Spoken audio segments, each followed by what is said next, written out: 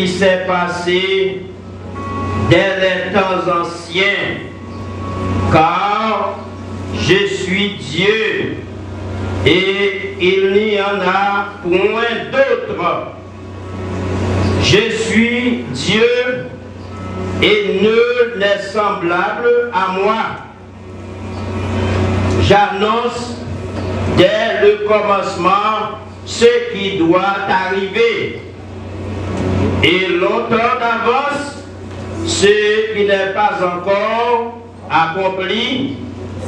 Je dis, mes arrêts subsisteront et j'exécuterai toute ma volonté. Dans Daniel chapitre 4, verset 35.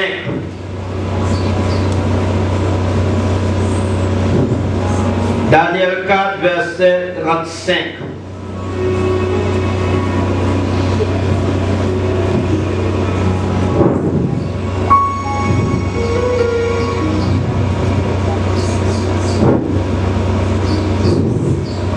Tous les habitants de la terre ne sont à tes yeux que néant. Il agit comme il lui plaît, avec l'armée des cieux et avec les habitants de la terre. Et il n'y a personne qui résiste à sa main et qui lui dise, que fais-tu? Si j'ai un message au matin, c'est avant ça, vous place au chanter. Bon Dieu est grand, il est puissant, et il est capable. Maintenant, c'est plutôt la souveraineté de Dieu. La souveraineté de Dieu.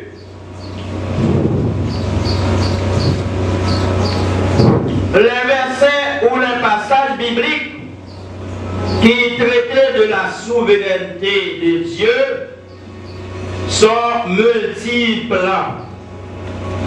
Dans le psaume 47, verset 8, le psalmiste déclare que Dieu règne sur les nations.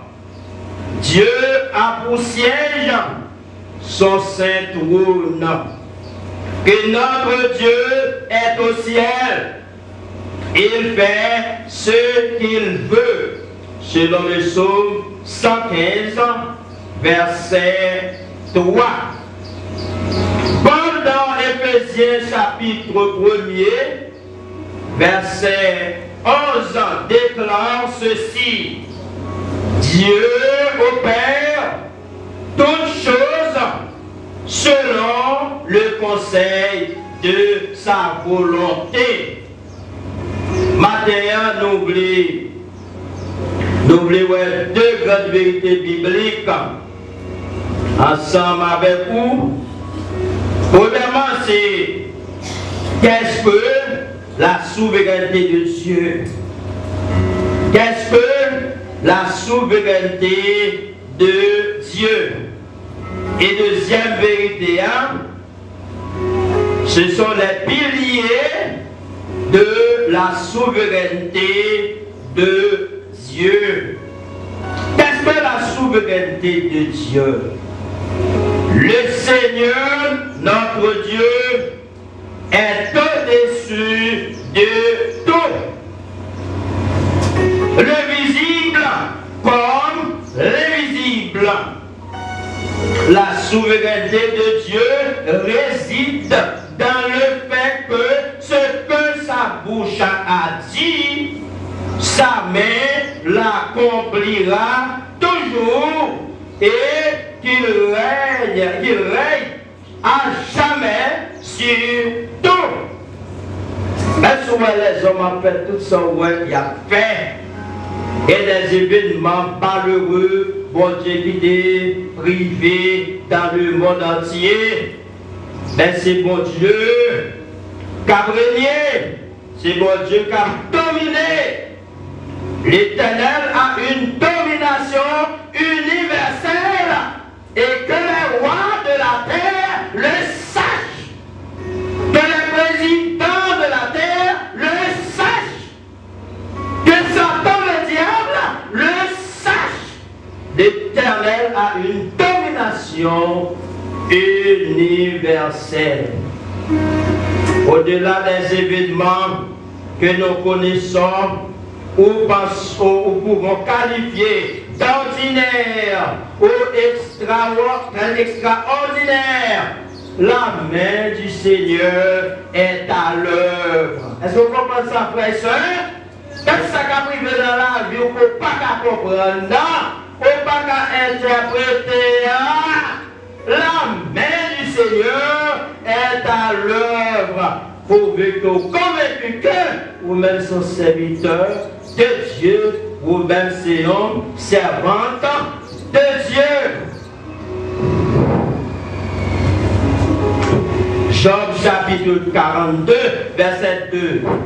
Job fait une très belle déclaration que moi même en pile. Je reconnais que tu peux tout et que rien ne s'oppose à tes pensées. Job dans souffrance, dans épreuve, vous connaissez Job expérimenté un moment difficile, la perte des biens, la perte de ses enfants, la perte de sa santé. C'est un moment extrêmement difficile. Et quelques questions t'a posé que le pas doit poser. C'est un manque d'égard vis-à-vis de Dieu. Elle est arrivée repentir, elle est arrivée à confesser ses péchés. Elle est admettant la totale souveraineté de Dieu. Et maintenant, moi-même avec vous, nous devons admettre la totale souveraineté de Dieu. Job te connaît, souffrance amère. La pile fois nous dans l'évangile, nous connaissons, c'est seulement pour nous venir danser, venir garder, balancer les mains en l'air, bon Dieu gloire, c'est pour tout le bagage marcher bien, c'est pour tout le monde pas malade. C'est pour nous pas manquer d'argent. Et donc, Jésus-Christ dit par condition, si quelqu'un veut venir après moi, première condition, qu'il renonce à lui-même. Est-ce qu'on te renonce à vous-même? Avant de dire ou dans Jésus, ou nous convertir, ou de ces petits bon Dieu, est-ce que vous te renoncez à vous-même? Qu'il renonce à lui-même, qu'il se charge de sa croix et qu'il me suive. Quand il nous donne dans l'église, nous ne va jamais renoncer à eux. Il est tout entier. J'étais avant de venir dans l'église. La vie chrétienne, il y a une souffrance là-dedans. Mais la souffrance, qu'on est que, vous savez, mon Dieu, qui souverain, qui fait ce qu'il veut. Dans les cieux, sur la terre, dans les abîmes, notre Dieu fait ce qu'il veut. Nous qu'à confier nous dans l'obscurcir, mais dessein. C'est l'Éternel qui pose des questions ça. Pas de monde qui a opposé à l'Éternel les hommes. Et pas que nous les hommes appellent d'autres, c'est comme si on connaît que nous avons opposé à l'Éternel. Non, personne ne peut s'opposer à l'Éternel. Ça ne va faire, c'est ça ne pas parler. L'Éternel ne fait pas ce qu'il peut, mais il fait ce qu'il veut. Il fait ce qu'il veut, où il veut. La souveraineté de Dieu, les révéler, le règne de Dieu. et sa suprématie dans tout et en toutes choses. Dieu est suprême dans toutes choses. Vous êtes heureux d'avoir un tel Dieu comme votre Dieu. L'Éternel a établi son trône dans les cieux et son règne domine sur toutes choses.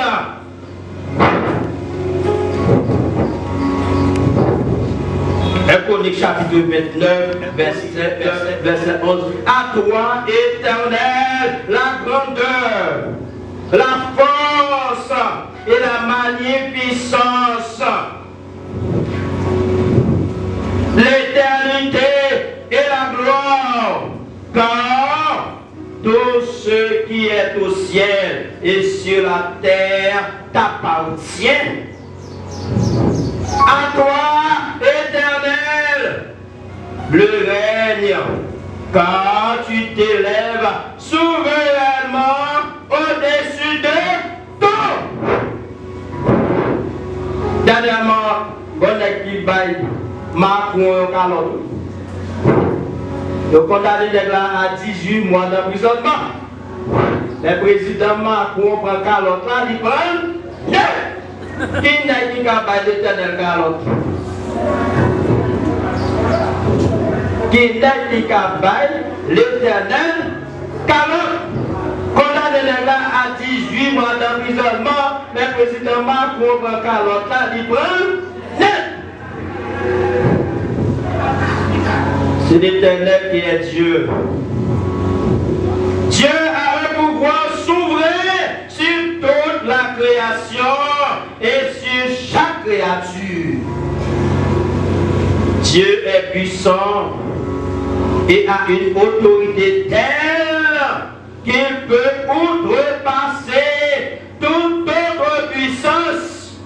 Chaque personne a puissance à moi, dans mon Dieu. Et même plutôt pourquoi dans mon Dieu et dans mon Dieu, seulement Dieu peut outrepasser toutes les autres puissances. Rien ne peut arrêter un acte, un dessein, un événement ou un plan que Dieu a l'intention de réaliser. Tout ça, mon Dieu, voulait faire les faire, tant que Job déclaré, rien ne s'oppose à la volonté de Dieu. Sa bon Dieu, regardez ça, pas fait là, c'est sa bon Dieu par les faits. Seulement des bon Dieu, et bien j'en fais là, c'est plein par les faits, c'est pas capable, il n'est pas capable. Ça, on chante, on de chanter, que moi, mais en côté, ça, on pas capable pour moi. Pas chanter ça ou même. À côté de ça, on n'a pas faire pour moi.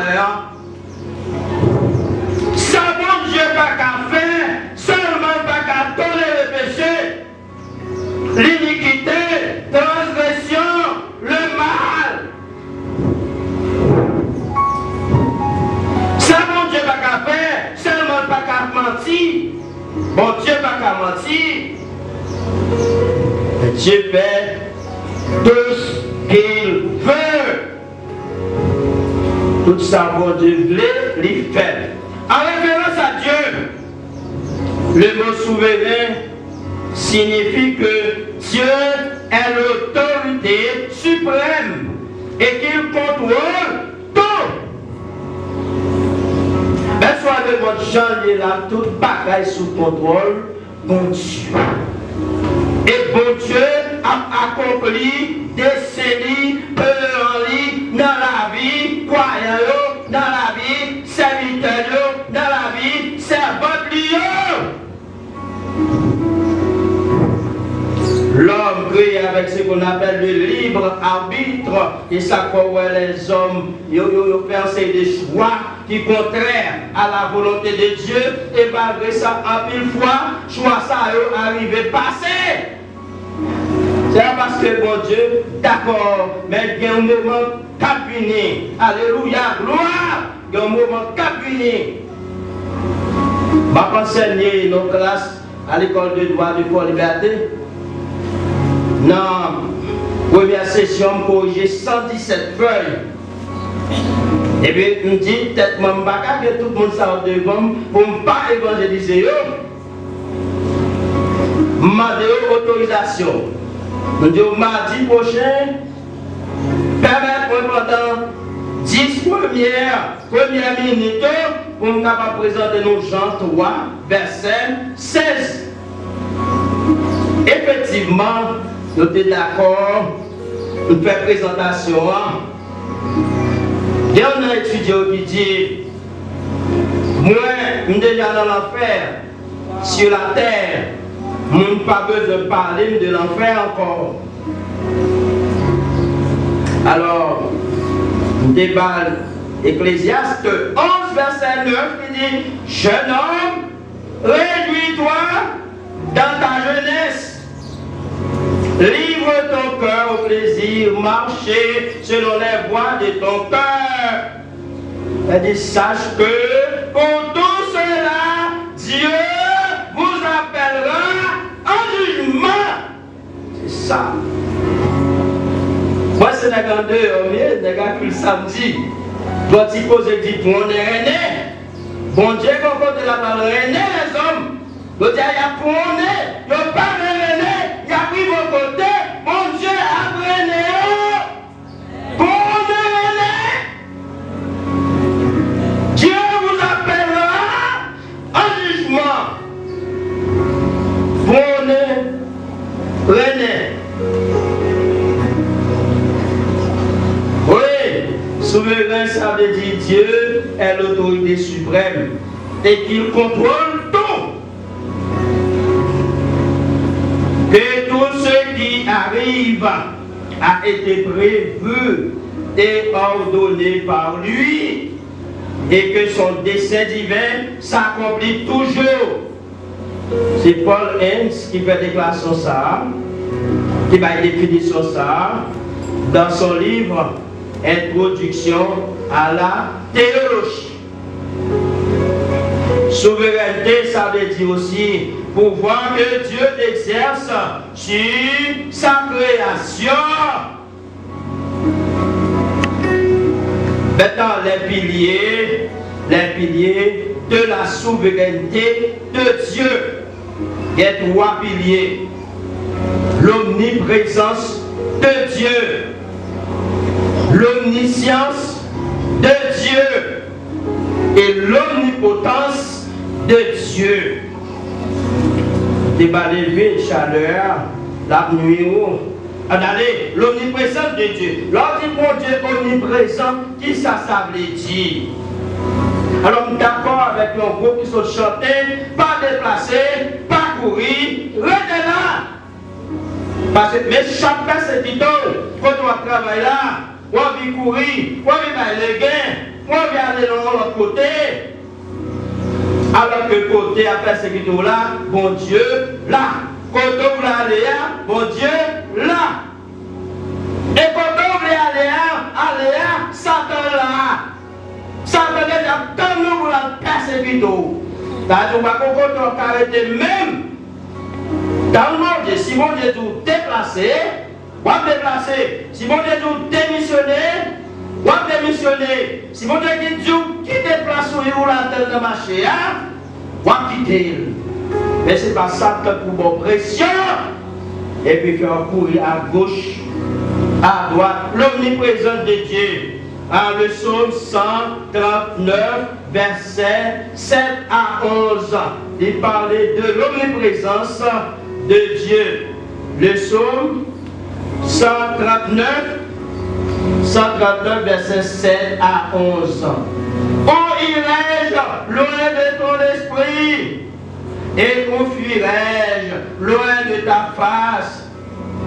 Si je monte aux cieux, tu y es, ou là? Si je me couche au séjour des morts, t'y voilà. Si je prends les ailes de l'aurore et que j'aille habiter à l'extrémité de la mer, là aussi ta main me conduira et ta droite me saisira. Dieu est omniprésent. L'omniprésence de Dieu veut dire que l'être de Dieu, son être, est présent partout et toujours, en permanence. L'omniprésence de Dieu veut dire que Dieu est présent partout en même temps. Dieu est présent partout à la fois. Satan pas omniprésent. Satan est en couverture mondiale à travers des démons, déplacer des démons chaque côté. Mais Satan pas présent de tous côtés à la fois. Non, il n'est pas omniprésent. C'est seulement Dieu qui est omniprésent. L'omniprésence de Dieu est une source de consolation pour les croyants. Le fait que quand tu es caillé, vous connaissez que bon Dieu présent, bon Dieu là, c'est une source de consolation que ça est pour vous. Et sont mis en garde aussi, quand tu es caillé, pour ne pas faire rien qui est contraire à la parole de Dieu. Si vous êtes croyant que vous êtes son serviteur de Dieu, un servant de Dieu que vous êtes, quand tu es caillé, vous connaissez que bon Dieu est omniprésent. D'ailleurs, bon Dieu là-haut, si vous êtes son serviteur de Dieu, vous connaissez que bon Dieu à vivre. Non, ça fait que vous ne pouvez pas faire ça qui est contraire à la parole de Dieu. L'omniprésence de Dieu est aussi une source de bénédiction pour les croyants. Le préfixe omni, ça vient du latin et signifie tout. Omniprésent, omnipotent, omniscient. Omni, ça veut dire tout. Dire que Dieu est omniprésent, ça revient à dire qu'il est présent partout ou partout à la fois. Pas besoin de peur. Pas compression. Non, mais Satan, le diable. Maintenant, l'omniscience de Dieu, les trois piliers de la souveraineté de Dieu, l'omniprésence de Dieu, parfaite que Dieu possède de toutes choses. Le diable n'a pas de connaissance dans le domaine, orgueilleux, péril, il faut de lui, alors qu'il ne connaît rien. Bon Dieu qui est omniscient, il faut tout pareil, c'est humilité qui est la caille. Mais l'homme de maîtrise, au moment de doctorat, il dit que tu n'as pas qu'à saluer le monde, il va comment tu as marché. Dieu est omniscient, ça dit bon Dieu connaît tout bagage, chers frères et sœurs. La Bible déclare que Dieu perçoit toutes choses, c'est-à-dire que rien ne peut lui être échappé. Pas rien d'échapper à Dieu. Il connaît toute bagaille parfaitement bien. Il connaît toute la vie. Elle est pas cachée. Il connaît le secret cœur. Il connaît pensée. Il connaît sentiment. Rien va cacher. Le terme omniscient, ça veut dire que Dieu a une connaissance infinie. Il se connaît lui-même et connaît toutes choses à la manière de Dieu. Veut dire que bon Dieu connaît aussi bien et sans effort tout ce qui est effectif ou possible. Derrière un auteur qui fait une grande déclaration, c'est A.W.Tozer, T-O-Z-E-R, mais qui ça écrit. Citation longue, mais qui ça écrit. Dieu connaît instantanément et sans effort toute matière et tout domaine, toute âme et toute opinion.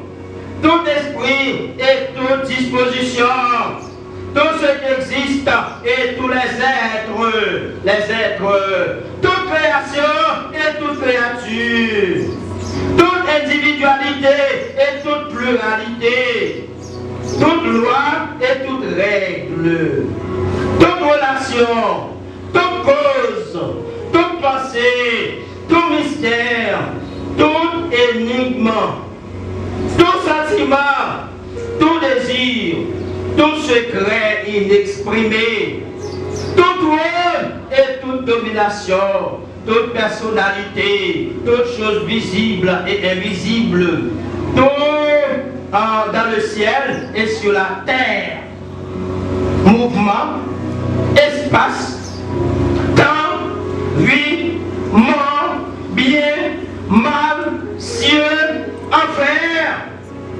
Bon Dieu connaît toute bagaille. Par conséquent, frères et sœurs, puisque Dieu connaît toutes choses parfaitement, il ne découvre jamais rien. Pas rien qu'on capable de découvrir aujourd'hui. Pas rien capable de surprise pour bon Dieu. Non. Déjà connaît toute bagaille, pas de surprise pour bon Dieu. Pas d'information que l'on peut débattre bon Dieu. Quand il ne pas connaître, on va donner information ça. Pas bon Dieu est déjà gagné information. Et ça ne peut pas qu'il y ait des gens qui ont plainte devant mon Dieu contre vous, qui ont une fausse accusation contre vous devant mon Dieu, parce que mon Dieu connaît toute bagaille. Qui accusera les élus? C'est mon Dieu qui a justifié. Pas rien que mon Dieu lui-même ne pas connaît. Dans ce chapitre 2, verset 23 à 25 ans, des hommes qui étaient convertis, qui viennent voir Jésus, qui ont montré que vous croyez dans Jésus. Mais Jésus ne se fiait point à eux. Parce que Jésus ne connaît le cœur, ils n'ont pas converti vrai, ils n'ont pas repenti vrai, ils n'ont pas venu un bon Dieu vrai. Jésus connaît le cœur, l'homme. À chaque fois, la Bible a dit malheur à l'homme qui se confie en l'homme. Garde bien avec l'homme, mais pas par tout secret. Amen. Pas confier au trop, non, dans 100 000. Le cœur de l'homme est tortué, Je dis à cœur mon pour les petits bagailles qui passent entre nous, quel pas pour encore. La Bible a dit le cœur de l'homme est tortué, ça veut dire que le cœur de l'homme possède des coupes irrégulières là-dedans. Je dis à lui pour vous, de monsieur, il est capable. Votre meilleur ami peut devenir votre pire ennemi. Même les amis, pas livrer tout ce cœur. Pas que tu limites.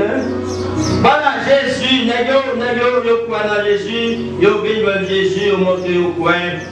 Mais Jésus, pas de faire confiance, ni pas de fier à eux-mêmes.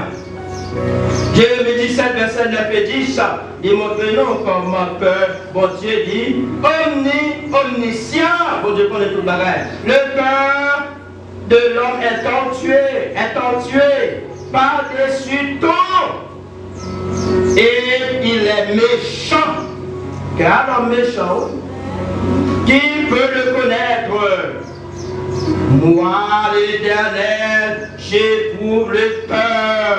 Je sonde les reins pour rendre à chacun selon ses voies. Ça fait moi, mes beaux Dieu. Sans mériter, c'est ça la parole. Les connaissent chaque monde, les bonnes et les mauvaises, ils comptent tout le bagage. Donc, sans mériter, c'est ça, mon Dieu, à parole. Alors, l'omniprésence de Dieu, bien vite pour terminer. L'omniprésence de Dieu, troisième pilier de la souveraineté de Dieu. L'omnipotence de Dieu. L'omnipotence de Dieu veut dire que Dieu est capable de faire tout qu'il veut. Tout ça, bon Dieu veut les faire. Psaume 135, verset 6. Le mot omnipotence vient de deux mots latins. Omni, qui signifie tout, et potence, qui signifie puissant, et signifie tout puissant. Lorsqu'on dit bon Dieu omnipotent, ça veut dire bon Dieu tout puissant. L'omnipotence de Dieu fait référence à sa capacité de faire ce qu'il a décidé. Tout ça, bon Dieu, décidé de faire. Regardez, c'est tel monde qui a péché ici, hein, qui fait que, encore pas réglé, ça va marcher pour vous. Non! Bon Dieu n'a pas décidé pour ça marcher. Mais tout ça, bon Dieu, décidé, la fête, pas rien, monde qui est capable de faire opposition. Pas rien ça. Alors, quel texte biblique qui mettait en évidence l'omnipotence de Dieu? Alors, quel texte biblique? Genèse 18, verset 13 et 14, côté que bon Dieu est pour mettre en Abraham avec Sarah, yon Timon. Même Abraham terri, Sarah terri. Abraham a 99 ans et Sarah a 90 ans. Comme si ça, pour eux-mêmes, l'idée est bon, impossible. Et pourtant, avec Dieu, rien n'est impossible. Ça t'est arrivé, réalisé. Jérémie 32, verset 17, verset 27. Jérémie 32, verset 17, verset 27. Ah Seigneur éternel, voici, tu as fait les cieux et la terre. Par ta grande puissance et par ton bras étendu, rien n'est étonnant de ta part. Verset 27. Voici, je suis l'Éternel, le Dieu de toute chair. Il n'y a-t-il rien qui soit étonnant de ma part? Pas rien qui est étonnant pour votre Dieu. Et enfin, Apocalypse 1er verset 8, dit je suis l'alpha et l'oméga. Hein? Je suis l'alpha et l'oméga, dit le Seigneur Dieu, celui qui est, qui était et qui vient, le Tout-Puissant.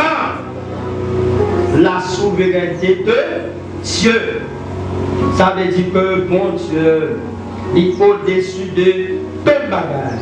Et les piliers de la souveraineté de Dieu, c'est parce que bon Dieu les présente partout à la fois. Il est omniprésent.